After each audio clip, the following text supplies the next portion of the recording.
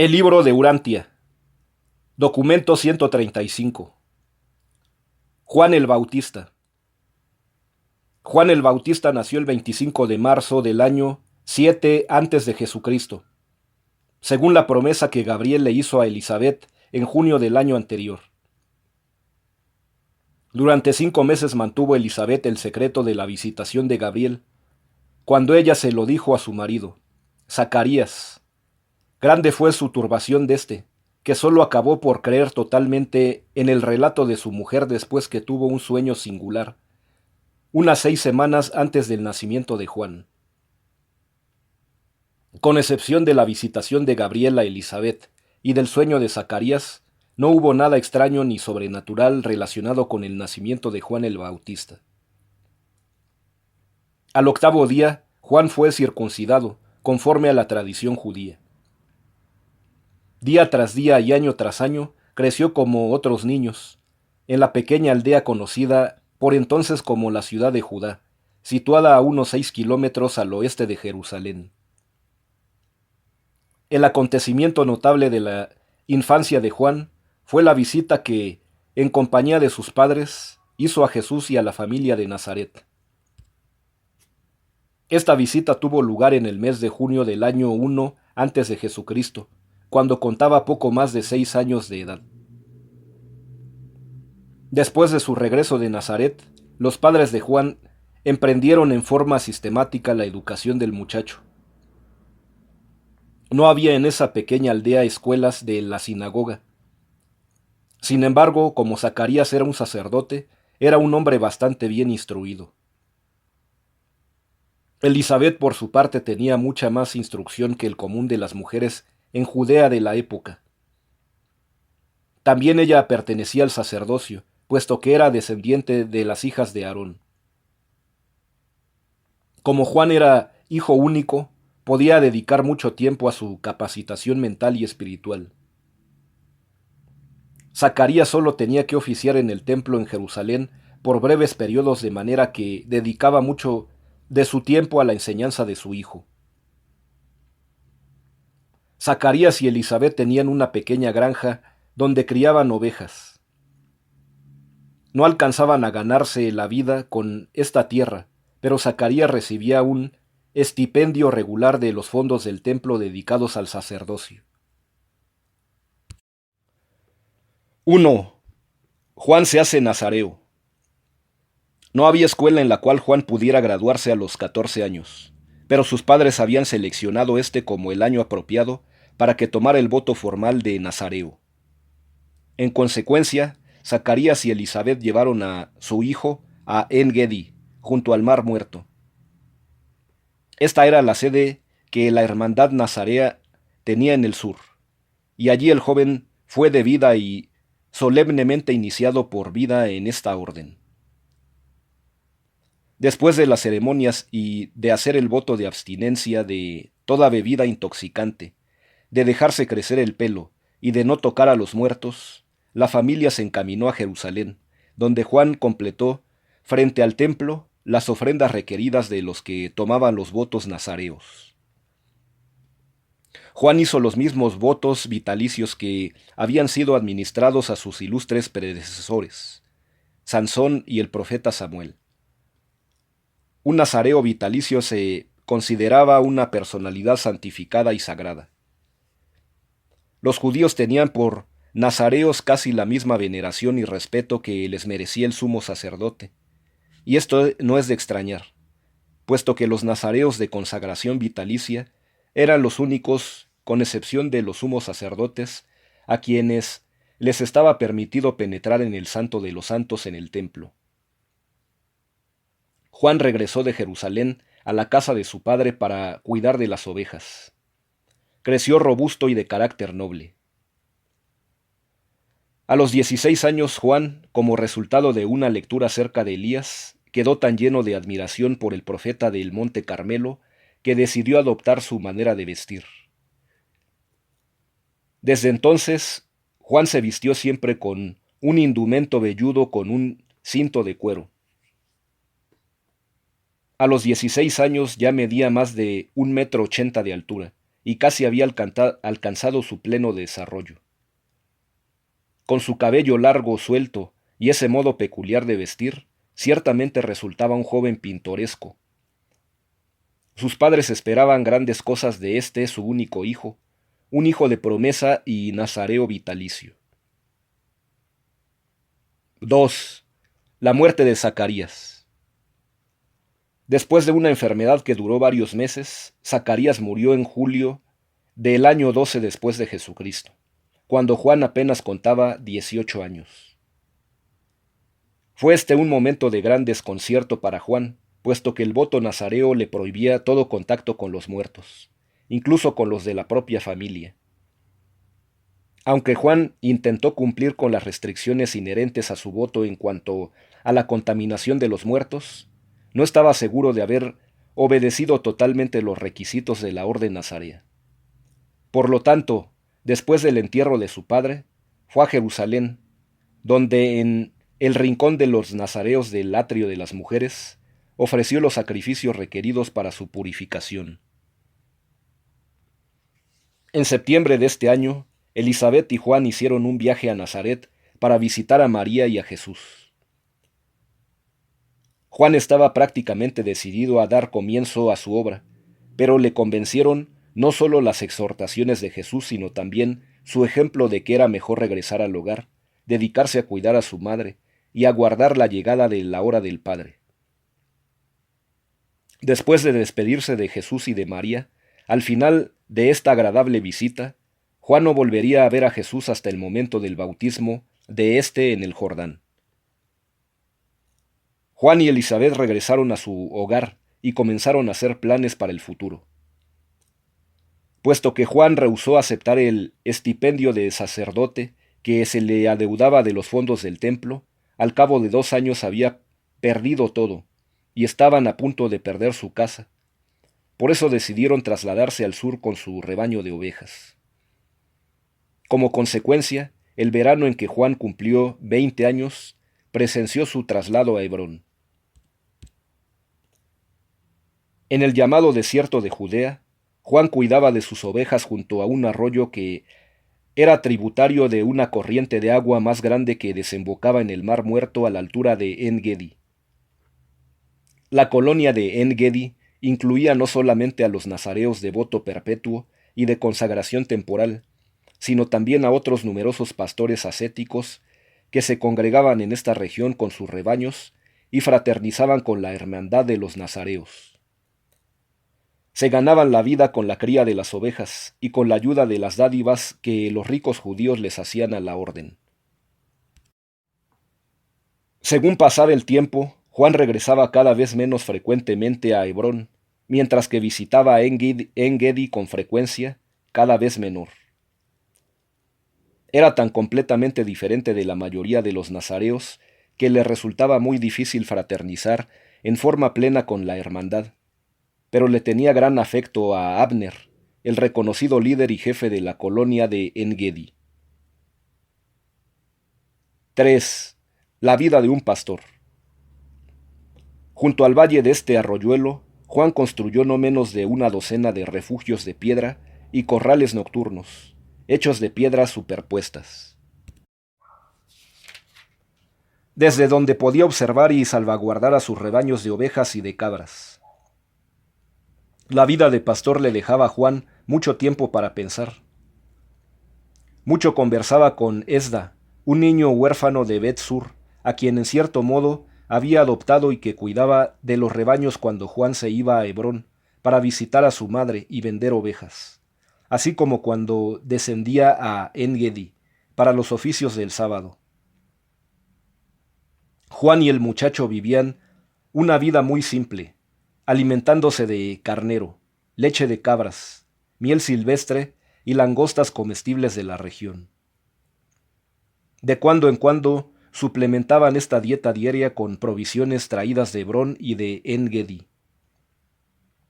Elizabeth mantenía a Juan al tanto de los asuntos de Palestina y del mundo.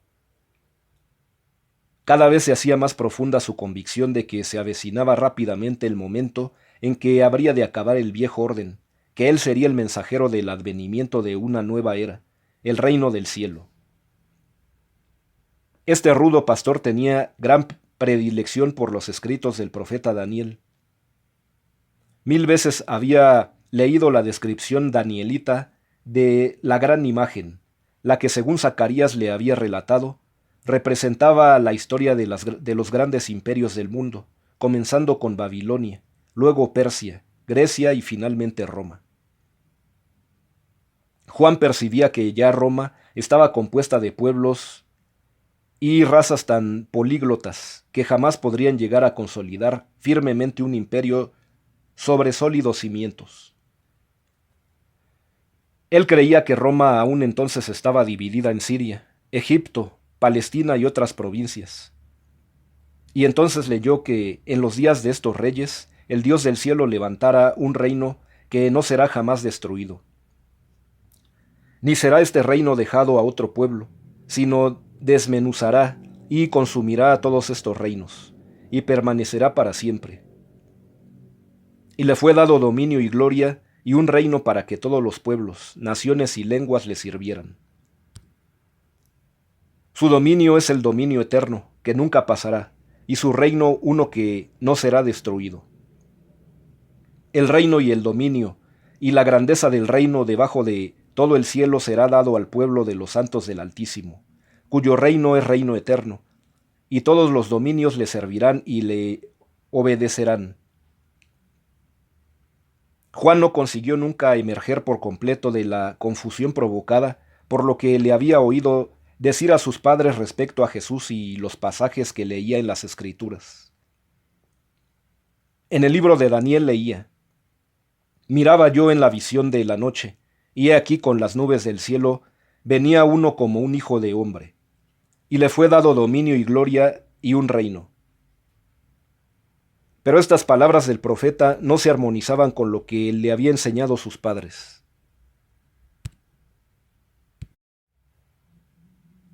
Por otra parte, tampoco correspondía su conversación con Jesús con ocasión de su visita cuando tenía 18 años, con estas declaraciones de las Escrituras. A pesar de esta confusión, en el medio de la perplejidad, su madre le aseguraba que su primo lejano, Jesús de Nazaret, sería el verdadero Mesías, que habría venido para ocupar el trono de David, y que él, Juan, habría de ser el mensajero de su advenimiento y su principal apoyo. Porque todo lo que oía Juan sobre el vicio y la iniquidad en Roma y el libertinaje y la esterilidad moral del imperio, por lo que él sabía de las fechorías de Herodes, Antipas y de los gobernadores de Judea, se inclinaba a pensar que se acercaba el fin de la era. Le parecía a este noble y rudo hijo de la naturaleza que el mundo estaba maduro para el fin de la era del hombre, para el alborear de una nueva y divina, el reino del cielo. En el corazón de Juan fue creciendo la convicción de que había de ser el último de los antiguos profetas y el primero de los nuevos. Vibraba con el sobrecogedor impulso de salir y proclamar a todos los hombres: «Arrepentíos, andad bien con Dios, preparaos para el fin, preparaos para el advenimiento del nuevo orden eterno de los asuntos terrenales, el régimen del cielo». 4. La muerte de Elizabeth. El 17 de agosto del año 22 después de Jesucristo, cuando Juan tenía 28 años de edad, su madre falleció repentinamente.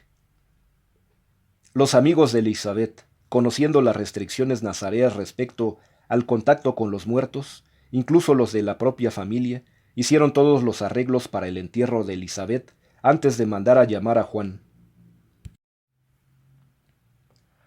Al recibir Juan la noticia de la muerte de su madre, instruyó a Esda que condujera sus rebaños a En-Gedi y partió hacia Hebrón. A su regreso a En-Gedi, después del funeral de su madre, donó sus rebaños a la hermandad y durante una temporada se apartó del mundo exterior para ayunar y orar. Juan tan solo conocía los métodos antiguos de acercarse a la divinidad, tan solo conocía las historias de Elías, Samuel y Daniel. Elías era su ideal de profeta. Fue el primero de los maestros de Israel que llegó a ser considerado un profeta. Juan creía verdaderamente que habría de ser el último en este largo e ilustre linaje de mensajeros del cielo. Por 2 años y medio vivió Juan en En-Gedi, convenciendo a la mayoría de los miembros de la hermandad de que se acercaba el fin de la era, que el reino del cielo estaba por aparecer. Sus primeras enseñanzas de esa época estaban basadas en la idea y conceptos judíos, corrientes por ese entonces, de un Mesías que habría de ser el liberador prometido de la nación judía, el que la habría de liberar de la dominación de sus potentados gentiles. Durante todo este periodo, Juan leyó mucho los escritos sagrados que encontró en la morada de los nazareos en En-Gedi. Le impresionaron especialmente los escritos de Isaías y Malaquías, los últimos profetas, hasta ese momento. Leía y releía los últimos 5 capítulos de Isaías, y creía que estas profecías. Luego leía en Malaquías: «He aquí, yo os envío el profeta Elías antes que venga el grande y terrible día del Señor. Y él hará volver el corazón de los padres hacia los hijos, y el corazón de los hijos hacia los padres, no sea que yo venga e hiera a la tierra con maldición». Y solamente fue esta promesa de Malaquías de que Elías habría de regresar lo que hizo que Juan se abstuviera de salir a predicar sobre el advenimiento del reino y de exhortar a sus compatriotas a que escaparan de la ira venidera. Juan estaba listo para la proclamación del mensaje del advenimiento del reino, pero la anticipación del regreso de Elías lo frenó por más de 2 años. Sabía que él no era Elías. ¿Qué quería decir Malaquías? ¿Era la profecía literal o figurada? ¿Cómo podía conocer la verdad? Finalmente se atrevió a pensar que, puesto que el primero de los profetas se llamaba Elías, así también el último sería conocido finalmente por el mismo nombre. A pesar de todo, mucho dudaba Juan, tanto dudaba que nunca se llamó a sí mismo Elías. Fue la influencia de Elías lo que hizo que Juan adoptara sus métodos de ataque directo contra los pecados y vicios de sus contemporáneos. Vestía como Elías, intentaba hablar como Elías. En su aspecto exterior era en todo semejante al profeta antiguo. Precisamente era tal su aspecto de robusto y pintoresco hijo de la naturaleza, tal predicador intrépido y temerario de la rectitud. Juan no era iletrado, bien conocía las sagradas escrituras judías, pero distaba de ser un hombre culto. Era un pensador claro, un orador poderoso y un denunciador fogoso. No era un ejemplo para su época, sino más bien una censura elocuente. Finalmente elaboró su método para proclamar la nueva era, el reino de Dios. Aceptó que habría de convertirse en el heraldo del Mesías. Apartó todas las dudas y partió de En-Gedi un día de marzo del año 25 después de Jesucristo para comenzar su corta pero brillante carrera como predicador público.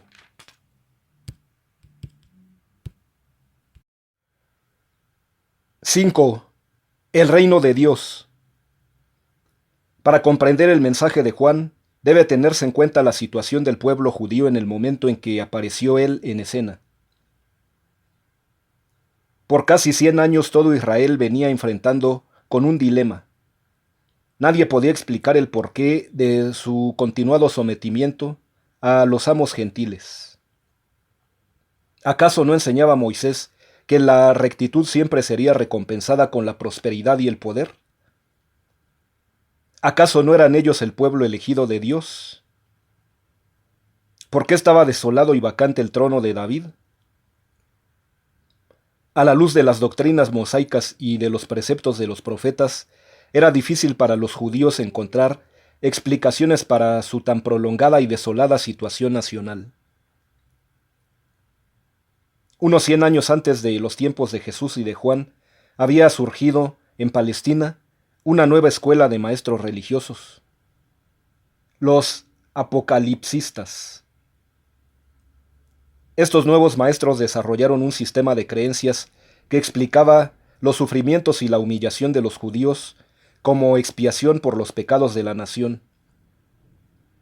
Se basaban en las razones históricas bien conocidas que habían invocado para explicar el cautiverio en Babilonia y en otros lugares en tiempos pasados.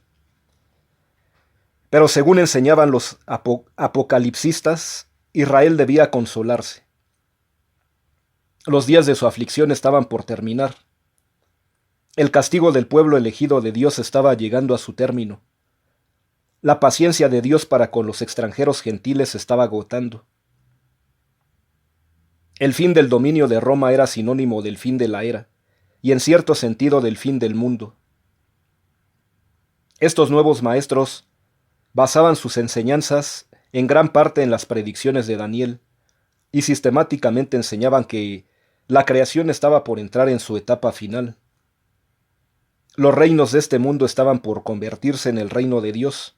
Para la mente de los judíos en esa época, este era el significado de esa frase, el reino del cielo, que recurre en todas las enseñanzas de Juan y de Jesús. Para los judíos de Palestina, la frase, el reino del cielo, solo tenía un significado, un estado de absoluta rectitud, en el cual Dios, el Mesías, regiría a las naciones de la tierra en perfección de poder, así como Él reinaba en el cielo. Hágase tu voluntad, como en el cielo, también en la tierra. En los tiempos de Juan, los judíos se preguntaban ansiosamente, ¿cuándo llegará el reino? Había una sensación general de que se estaba acercando el fin del dominio de las naciones gentiles. Corría por todo el pueblo hebreo la vívida esperanza y la anticipación ansiosa de que la consumación del deseo de todos los tiempos ocurriría durante esa generación. Aunque había entre los judíos grandes diferencias de opinión en la evaluación de la naturaleza del reino venidero, todos ellos estaban de acuerdo en su creencia de que el acontecimiento era inminente, próximo, en el umbral mismo del tiempo.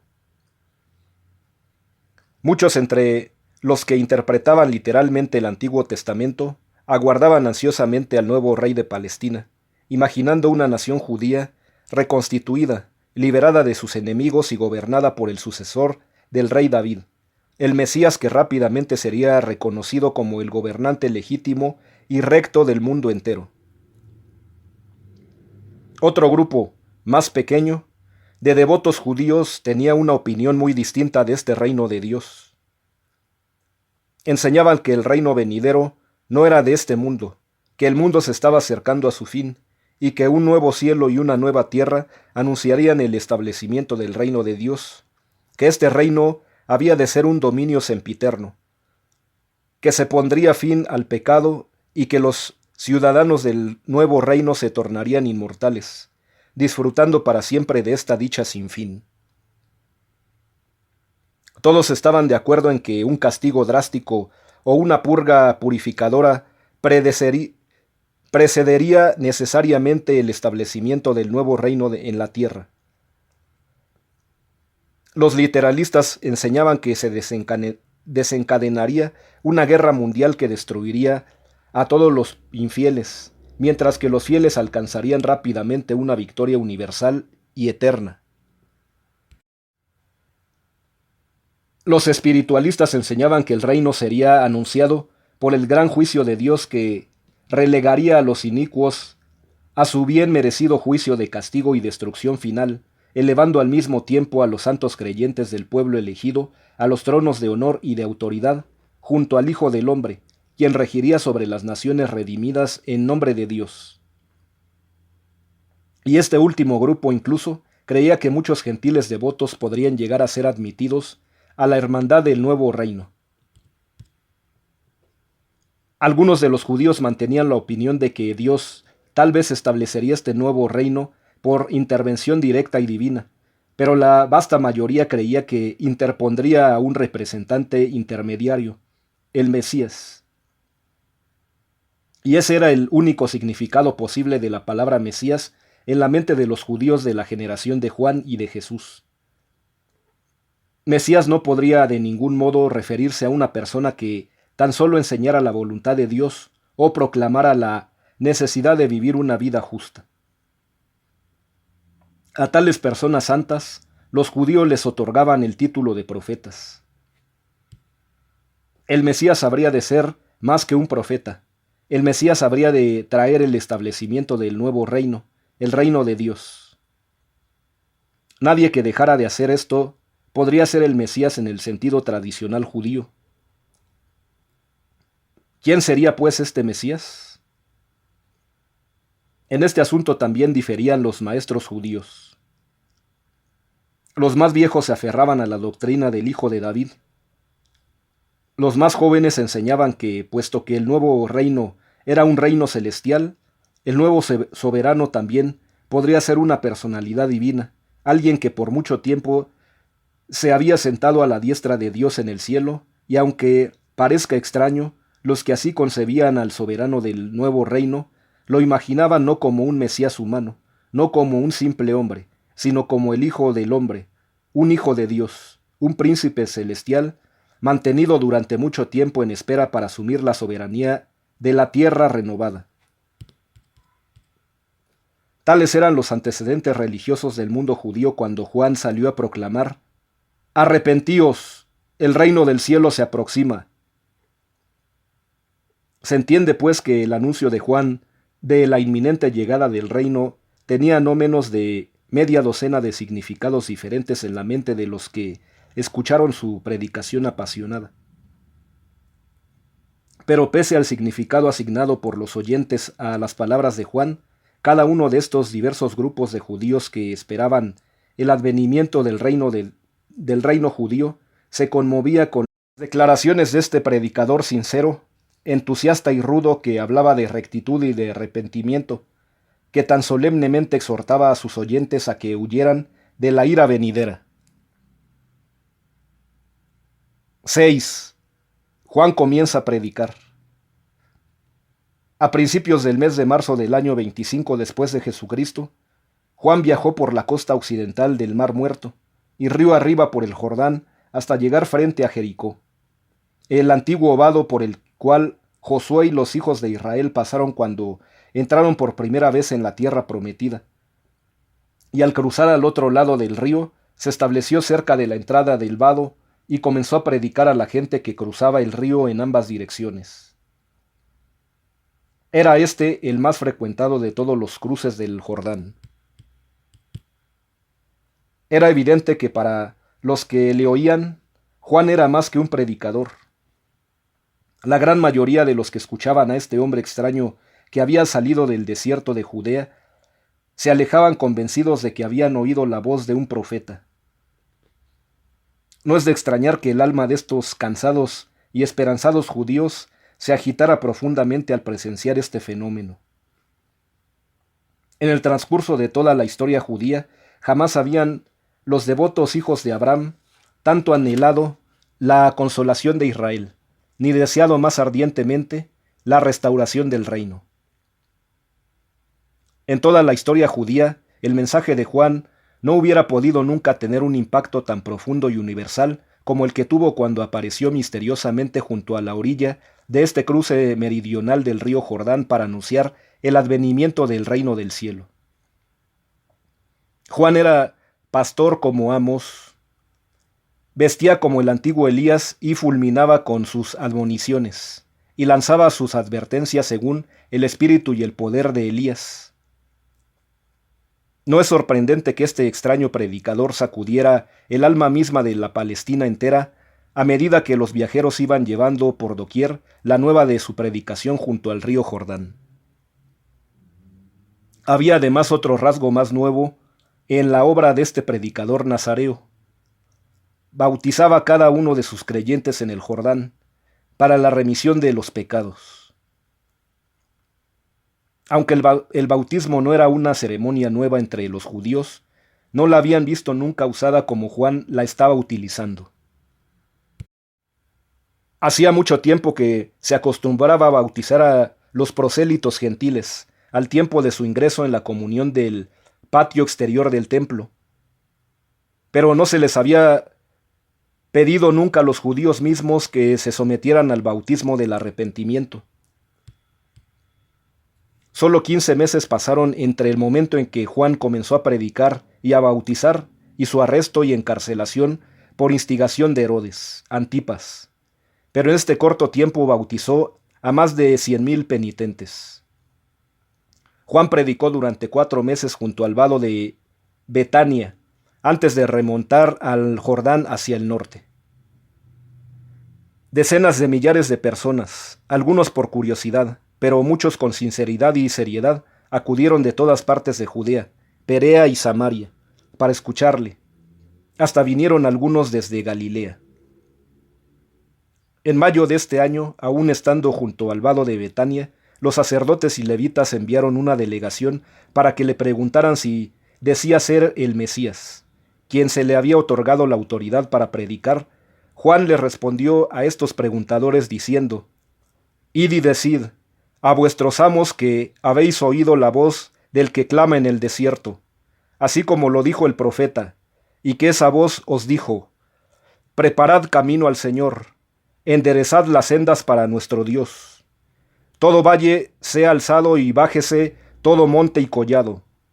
El terreno accidentado se hará plano, y los sitios rocosos se convertirán en valles allanados, y toda carne verá la salvación de Dios». Juan era un predicador heroico, pero sin tacto. Cierto día, cuando estaba predicando y bautizando en la ribera occidental del Jordán, un grupo de fariseos y cierto número de saduceos llegaron hasta él y se presentaron para ser bautizados. Antes de conducirlos al agua, Juan, dirigiéndose al grupo, les dijo: «¿Quién os advirtió que huyerais como víboras ante el fuego de la ira venidera? Yo os bautizaré, pero os advierto, debéis dar frutos dignos de sincero arrepentimiento, si queréis recibir la remisión de vuestros pecados. No me digáis que Abraham es vuestro padre. Os declaro que Dios es capaz de hacer surgir de estas 12 piedras que veis aquí, ante vosotros, hijos dignos de Abraham. Ya ahora está el hacha en la raíz misma de los árboles. El árbol que no traiga buen fruto, éste será destinado a que se le corte y se le eche en el fuego». Las 12 piedras a las cuales se refería eran las famosas piedras conmemorativas erigidas por Josué para rememorar el cruce de las 12 tribus en este mismo punto cuando éstas entraron por primera vez en la tierra prometida. Juan daba clases a sus discípulos, en el curso de las cuales los instruía sobre los detalles de la nueva vida y trataba de responder a sus muchas preguntas. Aconsejaba a los maestros que instruyeran en el espíritu, no solo en la letra de la ley. Enseñaba a los ricos a que alimentaran a los pobres. A los recaudadores de impuestos decía: «No arranquéis sino lo que se os debéis». A los soldados decía: «No inflijáis violencia, ni demandéis nada injustamente. Contentaos con vuestros salarios». Y a todos aconsejaba: «Preparaos para el fin de la era, el reino del cielo se aproxima». 7. Juan viaja al norte. Juan todavía tenía ideas confusas del advenimiento del reino y de su rey. Cuanto más predicaba, más confuso estaba, pero esta incertidumbre intelectual sobre la naturaleza del reino venidero no empañó en ningún momento su convicción de la certeza del advenimiento inmediato del reino.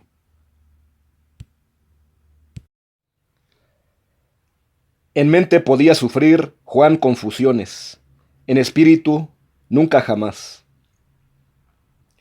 No dudaba de la llegada del reino, pero distaba de estar seguro si Jesús sería o no sería el gobernante de ese reino.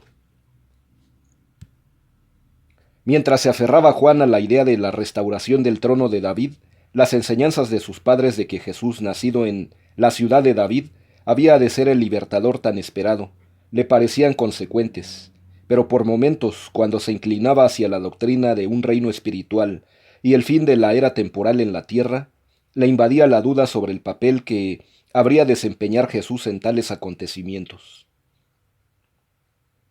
A veces llegaba a ponerse todo en tela de juicio, pero no por mucho tiempo.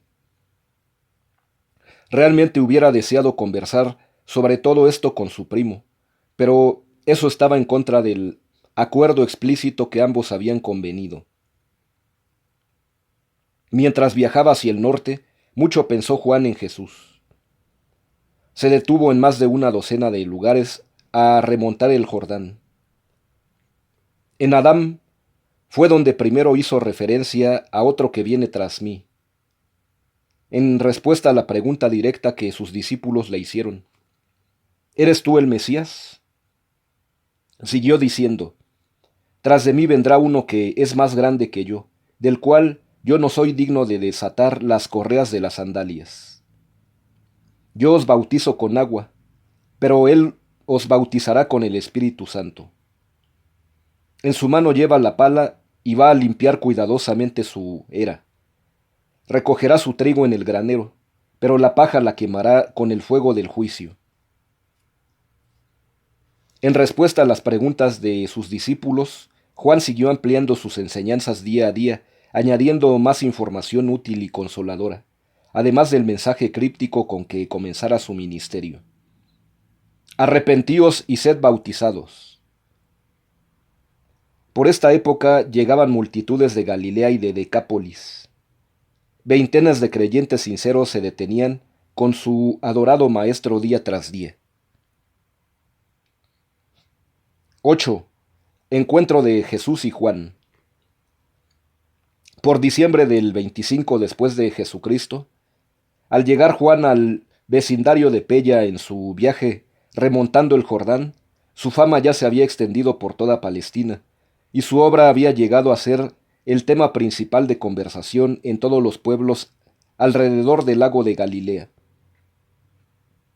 Jesús había hablado favorablemente sobre el mensaje de Juan, y esto había dado lugar a que muchos en Capernaum se unieran al culto de arrepentimiento y bautismo de Juan, Santiago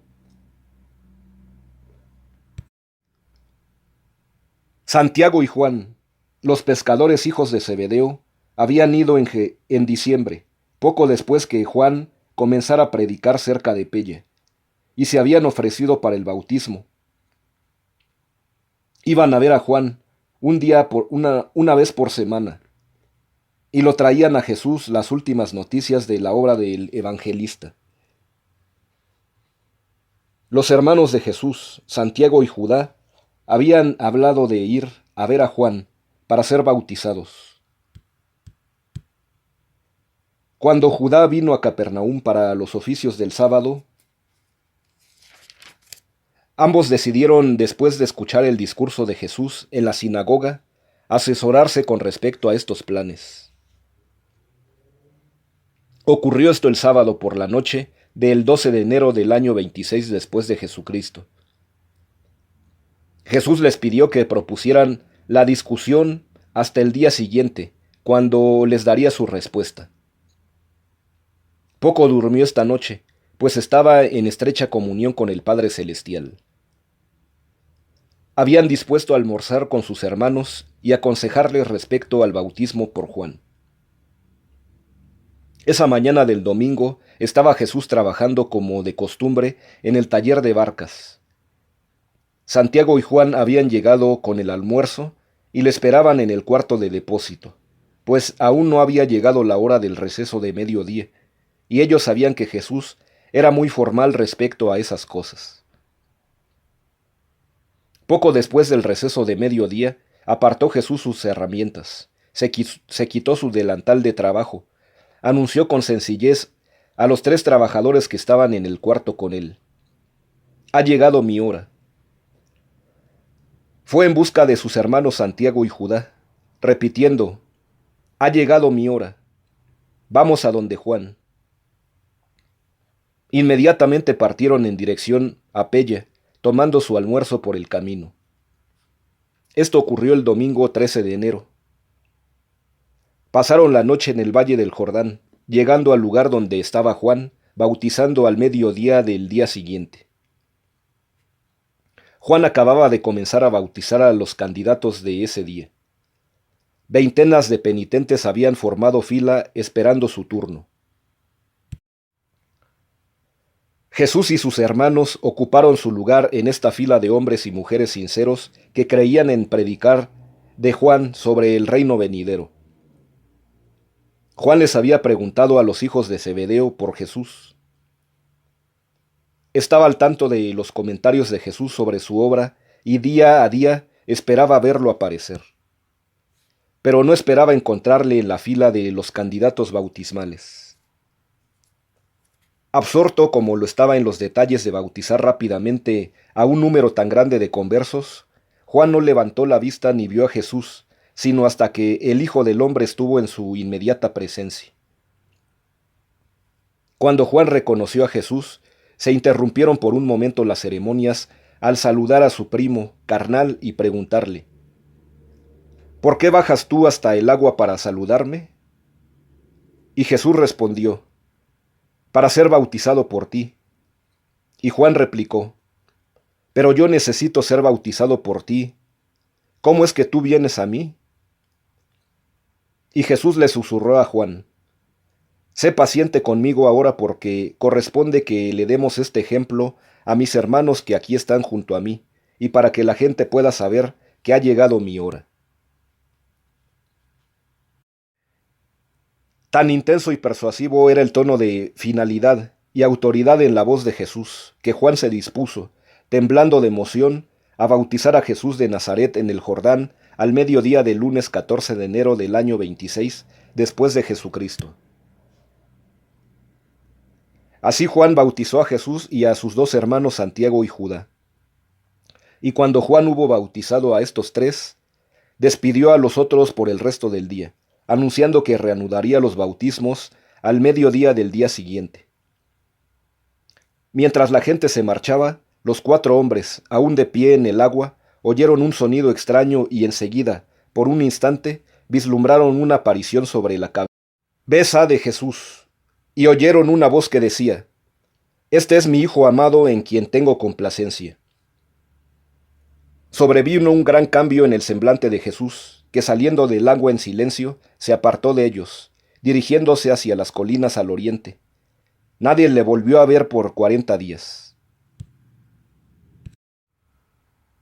Juan siguió a Jesús lo suficiente para relatarle la visitación de Gabriel a su madre antes de que ninguno de los dos hubiera nacido, tal como él tantas veces lo había escuchado de los labios de su madre. Dejó que Jesús continuara su camino después de decirle: ahora sé de seguro que tú eres el libertador. Pero Jesús nada le respondió. 9. Los 40 días de predicación. Cuando Jesús regresó junto a sus discípulos, ya por entonces unas 25 a 30 personas moraban constantemente con él. Los encontró discutiendo seriamente los acontecimientos del bautismo de Jesús que acababa de ocurrir. Aún más asombrados quedaron ellos al contarles Juan la historia de la visitación de Gabriel a María antes del nacimiento de Jesús. Y el hecho de que Jesús no pronunciara palabra al relatarle Juan este acontecimiento. Esa noche no llovió, y los 30 conversaron largamente en la noche estrellada. Se preguntaban dónde estaría Jesús, cuándo le volverían a ver. Después del acontecimiento de este día, la predicación de Juan adquirió una nueva resonancia de proclamación segura del reino venidero y del Mesías esperado. Fue un periodo de gran tensión, estos 40 días de espera, aguardando el regreso de Jesús.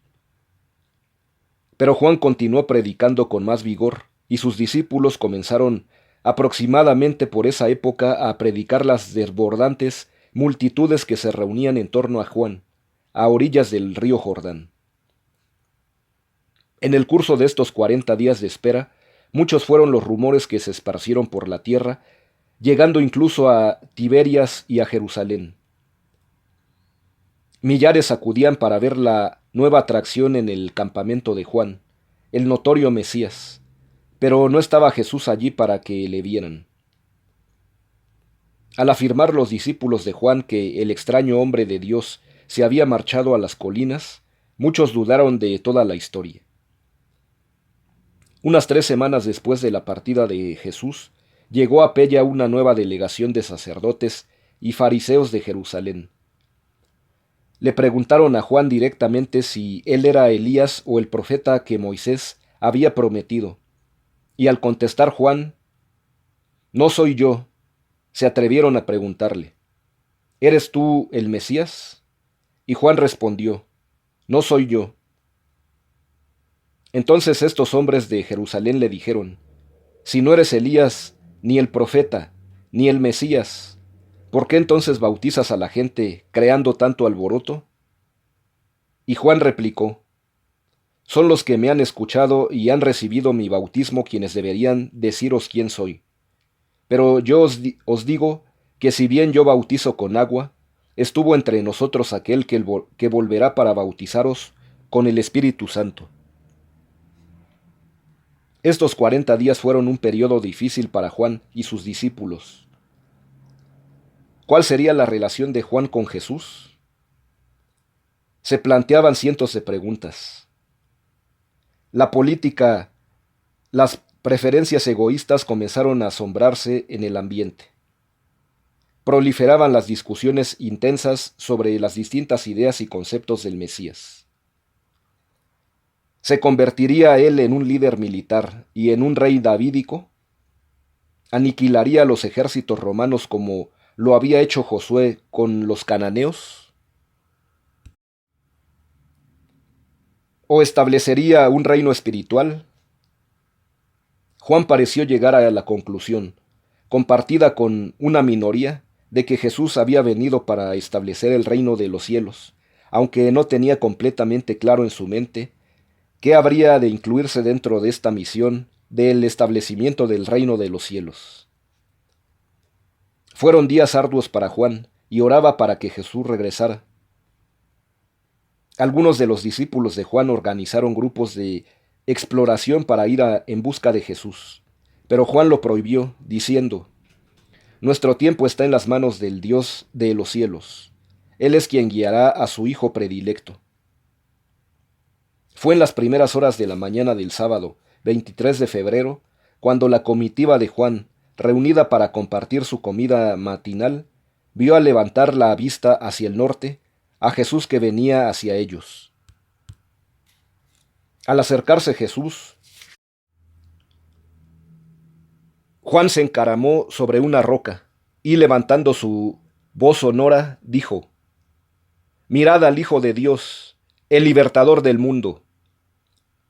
De este es de quien he dicho, tras de mí vendrá aquel que es el elegido antes de que yo, porque fue él antes que yo.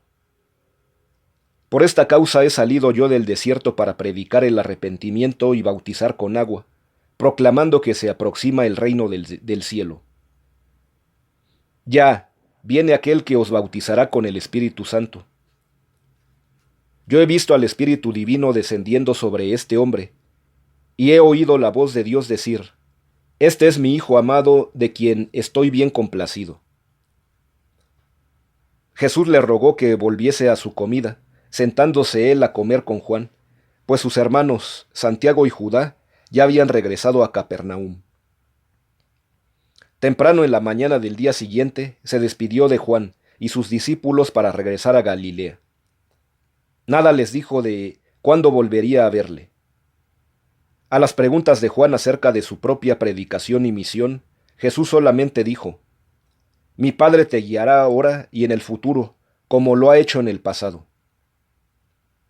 Así se separaron estos dos grandes hombres, esa mañana a orillas del Jordán, y no se habrían de encontrar nunca más en la carne. 10. Juan viaja al sur. Puesto que Jesús se habría dirigido al norte, a Galilea, Juan se sintió llamado a desandar sus pasos rumbo al sur. Por consiguiente, El domingo 3 de marzo por la mañana, Juan y los que quedaban entre sus discípulos comenzaron su viaje hacia el sur. Aproximadamente un cuarto de los discípulos inmediatos de Juan habían partido mientras tanto hacia Galilea en pos de Jesús. Permanecía en Juan la tristeza de la confusión. Nunca más volvió a predicar como lo había hecho antes de bautizar a Jesús. En cierto modo sentía que la responsabilidad del reino venidero ya no estaba sobre sus hombros. Percibía que su obra estaba casi terminada. Estaba desconsolado y solitario. Pero predicó, bautizó y siguió viajando rumbo al sur. Junto a la aldea de Aram se detuvo Juan por varias semanas, y allí fue que lanzó su memorable ataque contra Herodes Antipas por haber tomado ilegalmente a la mujer de otro. En junio de este año, 26 después de Jesucristo, Juan se encontraba nuevamente en el vado del Jordán en Betania, allí donde había comenzado su predicación del reino venidero más de un año antes. En las semanas que siguieron al bautismo de Jesús, el carácter de la predicación de Juan fue cambiado paulatinamente, convirtiéndose en una proclamación de la misericordia para la gente común, al tiempo que siguió denunciando con renovada vehemencia a los líderes políticos y religiosos corruptos. Herodes Antipas, en cuyo territorio predicaba Juan, se alarmó, temiendo que él y sus discípulos pudieran comenzar una rebelión. También resentía Herodes que Juan criticaba en público sus asuntos domésticos. En vista de todo esto decidió Herodes encarcelar a Juan. Así pues, muy temprano en la mañana del 12 de junio, antes de que se congregara la multitud para escuchar su predicación y presenciar los bautismos, los agentes de Herodes arrestaron a Juan. Como pasaban las semanas sin que fuera liberado, sus discípulos se esparcieron por toda Palestina, y muchos de ellos fueron a Galilea para unirse a los seguidores de Jesús. 11. Juan en la cárcel. Juan tuvo una solitaria y un tanto amarga experiencia en la cárcel. Pocos entre sus discípulos pudieron obtener permiso para visitarlo. Anhelaba ver a Jesús, pero hubo de contentarse con escuchar los relatos de su obra a través de aquellos entre sus discípulos que se habían convertido en creyentes del Hijo del Hombre. Frecuentemente caía en la tentación de dudar de Jesús y de su misión divina. Si Jesús era realmente el Mesías, ¿por qué no hacía nada por liberarle de esta insoportable encarcelación? Más de un año y medio languideció este robusto hombre de las tierras amplias de Dios, en esa vil prisión. Esta experiencia fue una gran prueba de fe en Jesús y de su lealtad a Él. En verdad, esta experiencia fue una gran prueba de la fe de Juan aún en Dios. Muchas veces cayó en la tentación de dudar hasta de la autenticidad de su propia misión y experiencia. Ya hacía varios meses que permanecía encarcelado cuando le visitó un grupo de sus discípulos, y después de relatarle las actividades públicas de Jesús, así hablaron. Ya ves, maestro, aquel que estuvo contigo en el Alto Jordán, prospera y recibe a todos los que vienen a él, hasta llegar a festejar con publicanos y pecadores. Tú atestiguaste con valentía por él, pero él nada hace para conseguir tu liberación. Pero Juan respondió a sus amigos, este hombre nada puede hacer que no lo haya sido dado por su Padre Celestial. Recordad bien lo que dije, yo no soy el Mesías, pero soy el enviado con la misión de preparar el camino para él. Y eso es lo que yo hice. El que tiene la novia es el novio, pero el amigo del novio que está junto a él y le oye se regocija grandemente por el sonido de su voz. Ya pues se ha cumplido mi regocijo. Él debe aumentar, yo disminuir. Yo soy de esta tierra y he proclamado mi mensaje. Jesús de Nazaret descendió a la tierra desde el cielo y está por sobre todos nosotros. El Hijo del Hombre ha descendido de Dios y os declarará las palabras de Dios. Porque el Padre Celestial no escatima el Espíritu a su propio Hijo. El Padre ama a su Hijo y pronto todo lo pondrá en las manos de este Hijo. El que cree en el Hijo tendrá vida eterna. Y estas palabras que yo hablo son verdaderas y perdurables. Asombráronse los discípulos del pronunciamiento de Juan, tanto que se retiraron en silencio. Juan también estaba muy agitado, porque percibía que acababa de pronunciar una profecía. De allí en adelante no volvió a dudar de la misión y divinidad de Jesús. Pero fue para Juan una amarga desilusión que Jesús no le enviara mensaje alguno, que no le visitara y que nada hiciera, utilizando su gran poder para liberarle de la prisión. Pero Jesús bien sabía todo esto. Grande era su amor por Juan, pero conociendo ya su naturaleza divina, sabiendo plenamente las grandes cosas que se preparaban para Juan cuando éste partiera de este mundo, y conociendo también que la obra de Juan en la tierra estaba terminada, se obligó a no interferir con la evolución natural de la carrera del gran predicador profeta. Esta prolongada espera en la cárcel era humanamente insoportable. Pocos días antes de su muerte, Juan nuevamente envió mensajeros de confianza a Jesús, preguntándole: ¿está concluida mi obra? ¿Por qué languidezco en la cárcel? ¿Eres tú verdaderamente el Mesías, o hemos de esperar por otro? Cuando estos dos discípulos le entregaron este mensaje a Jesús, el Hijo del Hombre replicó: Volved a Juan, decidle que yo no lo he olvidado, pero que también en esto tenga paciencia, porque corresponde que nosotros cumplamos toda rectitud. Contadle a Juan lo que habéis visto y oído, que se predican buenas nuevas a los pobres. Y finalmente, decidle al amado heraldo de mi misión terrenal que será abundantemente bendecido en la edad venidera, si no haya la ocasión de dudar y cometer un desliz por mí.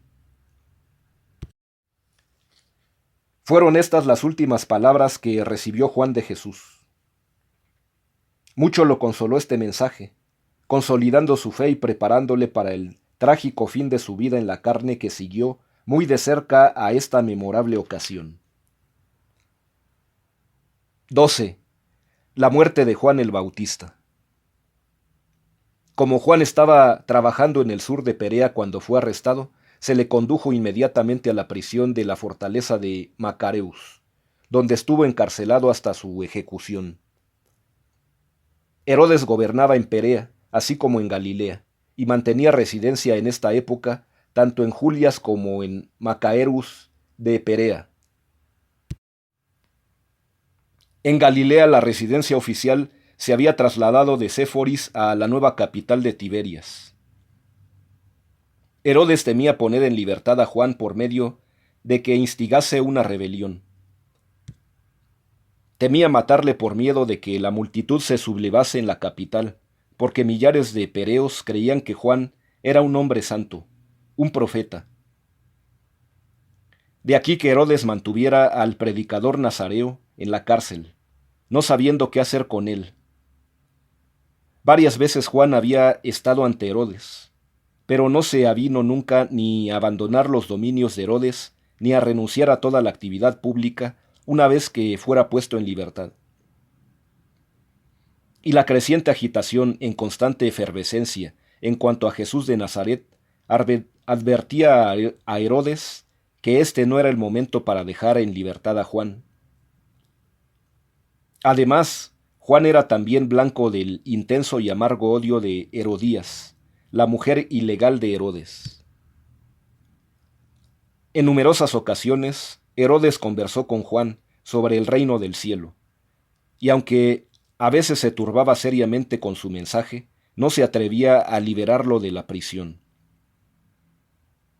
Puesto que todavía se estaban construyendo muchos edificios en Tiberias, Herodes pasaba considerable tiempo en sus residencias de Perea, y le tenía preferencia a la fortaleza de Macaerus. Habían de transcurrir varios años antes de que todos los edificios públicos y la residencia oficial de Tiberias estuvieran terminados. Para celebrar su cumpleaños, organizó Herodes una gran fiesta en el palacio de Macaerus, para sus funcionarios principales y otras personalidades de alto rango en los concilios del gobierno de Galilea y Perea. Como Herodías no había conseguido persuadir a Herodes de que aplicara a Juan la pena de muerte, se dedicó a la tarea de urdir un astuto plan para lograr este propósito. En el curso de las festividades y espectáculos de la velada, Herodes presentó a su hija para que bailara ante los comensales. Herodes quedó muy complacido con la danza de la doncella, y, llamándola ante él, le dijo: «Eres encantadora, estoy complacido contigo. Pídeme mi cumpleaños lo que desees, que yo te lo daré, aunque fuese la mitad de mi reino». Y Herodes así habló después de haber bebido mucho vino. La doncella se apartó y le preguntó a su madre qué debía pedirle a Herodes. Herodías le dijo: «Ve a Herodes y pídele la cabeza de Juan el Bautista». Y la joven, regresando a la mesa del banquete, dijo a Herodes: «Quiero que me entregues la cabeza de Juan el Bautista en una bandeja». Llenóse el corazón de Herodes de pavor y pena, pero había dado su palabra ante todos los comensales que le rodeaban, y no pudo rechazar la solicitud de la doncella. Envió pues Herodes Antipas a un soldado, ordenándole que trajese la cabeza de Juan.